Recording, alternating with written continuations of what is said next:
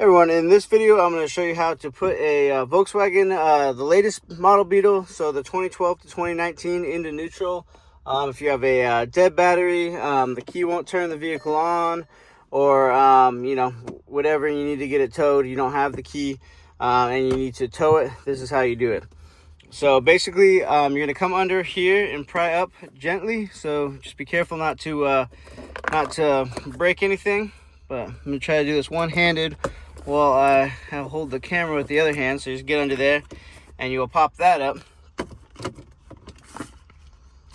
Okay, now you have this exposed. It's very important not to pull out this. I've seen a lot of people pull these out and they're pretty difficult, almost impossible to get back in. So you don't pull it out, you just press it down. So you press that down and shift it. I'm holding the camera in one hand here, so let me see if I can set it down for a second here. Just to show you, press down and shift it. So you just shift it normally after you press it down like that. But that's it. How to put a Volkswagen Beetle into neutral.